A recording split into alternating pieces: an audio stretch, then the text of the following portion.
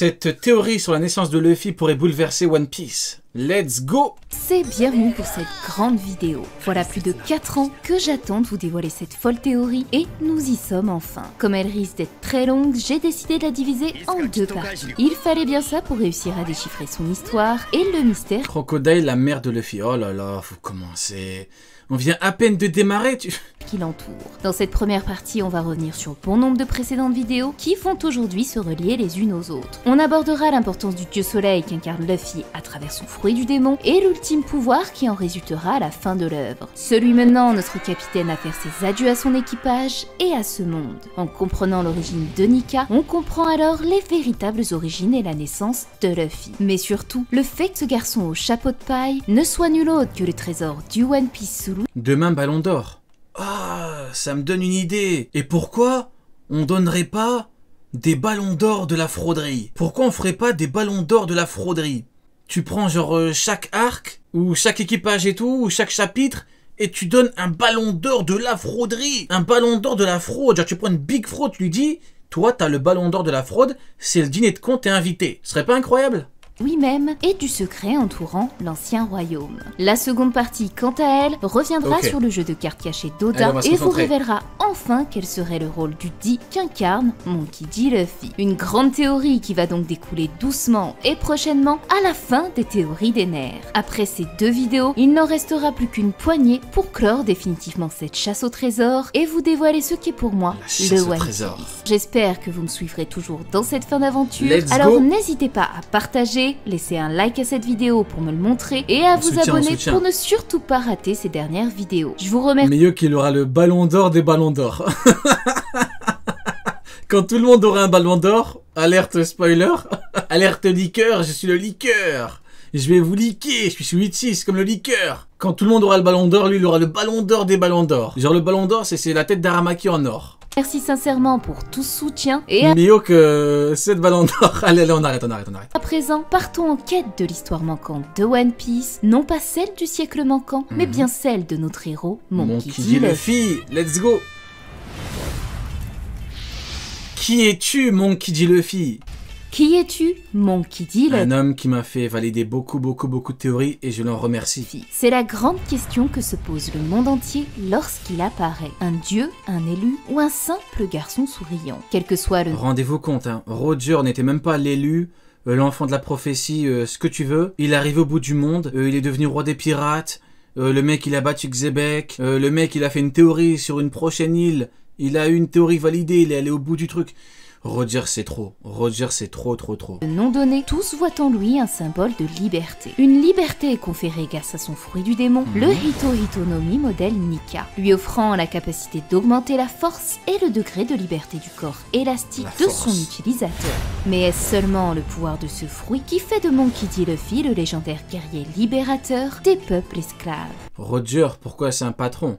Pourquoi c'est le best, le meilleur? Parce que c'est même pas lui qui a dit je vais devenir le roi des pirates. C'est les gens qui ont dit lui c'est le roi des pirates. C'est tellement le pirate le plus puissant, le plus libre, le plus ce que tu veux. Les gens ils ont dit lui c'est le roi des pirates. C'est trop. Alors que le mec c'est un pirate hein. Le mec c'est un pirate et les gens ont quand même dit lui c'est le roi des... Non c'est trop. Dès les premières cases du premier chapitre, Luffy indique d'ores et déjà vouloir devenir... Comme Itachi l'a dit, c'est les gens qui disent que t'es Hokage. Et là, les gens, ils ont dit t'es le roi des pirates. C'est une dinguerie. Le mec, il a fait une théorie à la fin. Il a eu bon, théorie validée. Hein. Lui, il a pas volé sa théorie sur Reddit, toutes ces conneries. Hein. Ah non. Lui, il a fait une vraie théorie. Hein. Pirate. Ces hommes forts capables de vaincre n'importe... Itachi l'avait dit, c'est pas en devenant Hokage qu'on obtient la reconnaissance des autres, mais plutôt en obtenant la reconnaissance des autres qu'on devient Hokage. Dinguerie, si tu transposes ça à Roger, c'est pareil. Le roi des pirates, c'est le pirate, c'est le plus libre, le plus puissant, tu fais ce que tu veux. Je veux dire, Roger, c'est pas Barbe Blanche qui va arriver, il va dire non, tu passes pas, mais c'est jamais de la vie. Il a battu son ex-capitaine. Xebec le dit, oh, le blondinet là. Oh, Barbe Blanche là, la petite fraude là, tu me ramènes une canette ou on fait comment? Tu veux que je te gifle? Tu veux que je te gifle? Avec ton vieux titre frauduleux, l'homme le plus fort du monde, t'es plus faible que moi, mais t'es le plus fort du monde. C'est une blague ou quoi? Barbe Blanche, il est parti ramener la canette, hein? Ah ouais, hein? Et qui a battu lui? C'est Roger. C'est bon, les gars, au bout d'un moment, l'enfant d'une grenouille n'est pas une grenouille, mais une grenouillette. quel adversaire et voguant sur les mers librement. Le rêve de ce garçon est donc né bien avant d'avoir mangé ce fruit et a toujours été guidé par le titre d'homme libre, roi des pirates, et non celui de Dieu, homme libre, roi des pirates. Nika. Et c'est ce qui fait de Luffy un être si spécial, si unique. Après, c'est un peu en vrai de vrai, c'est ce qu'il fallait pour battre Kaido. Hein. Il fallait qu'il atteigne un degré de ouf. Bah là forcément il avait un fruit, c'est pas juste un fruit normal. Démontrant que quoi qu'il possède, c'est bien son âme, sa personnalité qui le rend si libre. Alors qu'a-t-il bien pu arriver par le passé à notre chapeau de paille pour faire naître ses motivations? Le siècle manquant n'est pas le seul vide subsistant de One Piece. En effet, il existe une partie manquante du passé de notre héros, de sa naissance jusqu'à ses 7 ans. C'est pourquoi on connaît même pas sa daronne à Luffy. À trouver cette partie manquante de l'histoire de Luffy pourrait tout simplement nous mener au secret du One Piece. Oh la gueule du chat! Je regarde 2 secondes le chat, écoutez les messages. Hein. Déjà, il y a un mec qui envoie 3 grenouilles, c'est très drôle. Après, t'as Barbe Blanche, l'homme le plus fort alors que c'est dit que Kaido est plus fort physiquement. Dinguerie. Barbe Blanche, dégage de la ruche et va me chercher une 8-6. Grosse dinguerie. Barbe Blanche est une fraude. Grosse dinguerie. Ce n'est pas en devenant une fraude qu'on devient Mihawk, c'est en devenant Mihawk qu'on devient...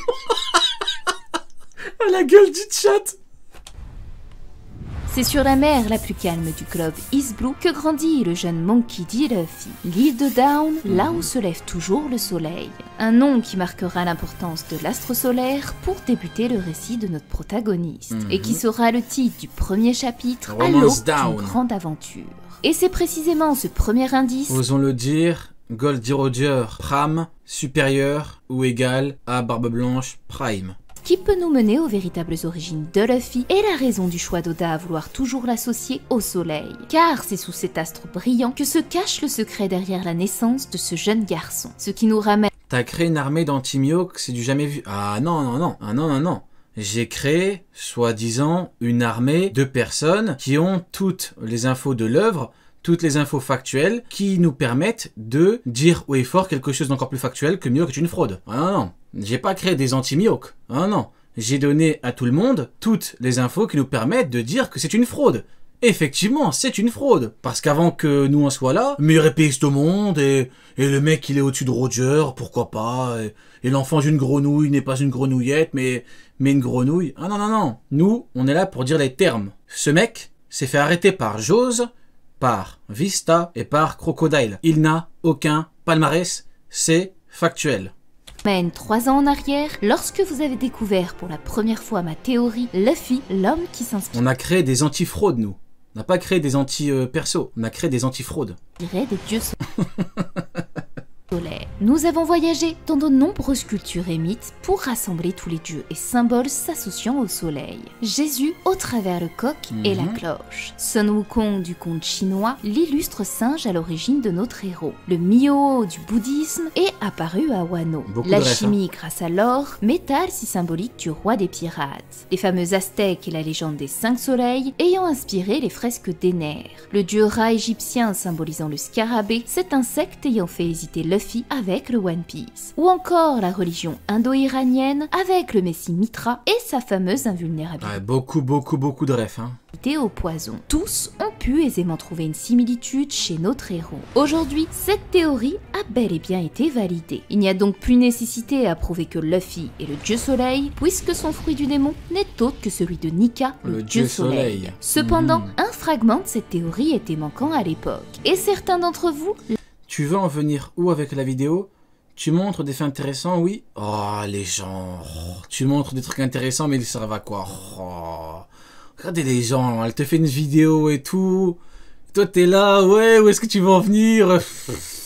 L'avez remarqué, car c'est oui... une dinguerie, je vous promets.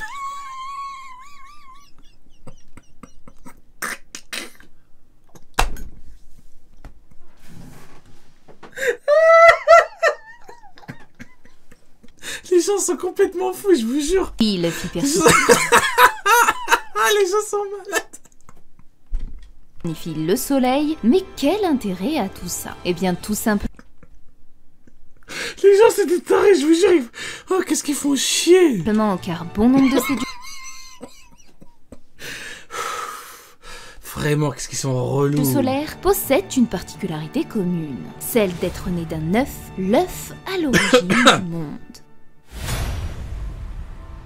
Les dieux solaires sont nombreux et importants dans les mythes et religions. Pourtant, même si les époques et les pays diffèrent, ils parviennent à s'accorder sur un point. L'univers, dans sa forme primitive, fut représenté par un œuf. Cet œuf issu du chaos contiendrait tous les éléments nécessaires à la création du monde. Lorsqu'il se brisa, il libéra ces éléments pour faire naître la matière.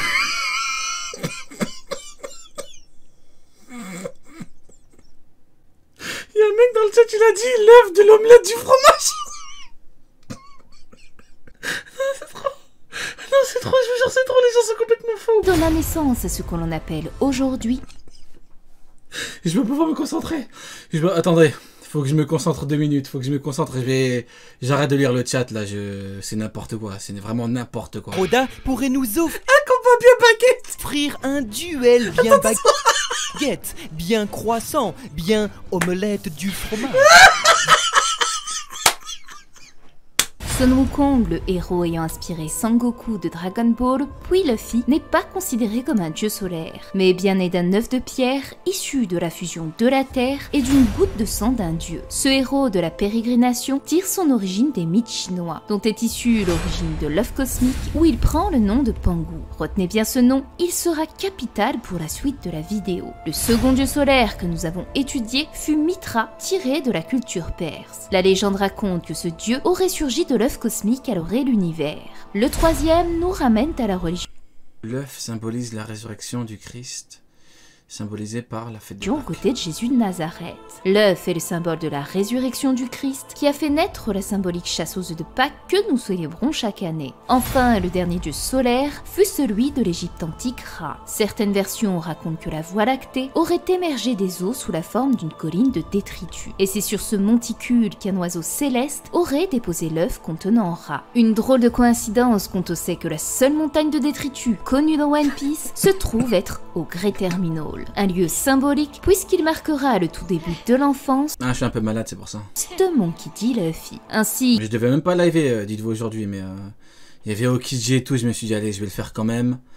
Finalement, après, on est parti loin, c'est toujours comme ça, de toute façon. Quels que soient ces dieux solaires, tous symbolisent l'œuf cosmique et dans son ensemble, le cosmos lui-même. Un détail troublant, puisque croyez-le ou non, lorsqu'Oda a décidé d'attribuer des fleurs à certains de ses personnages, c'est justement le tournesol, la fleur se tournant toujours du côté du soleil, ainsi que le cosmos, qui ont été destinés à notre cher Luffy. L'œuf cosmique serait alors le véritable secret qui se cache derrière la naissance de cet enfant de la prophétie. Mais je vous promets, bientôt minuit, on va tous devenir fous là.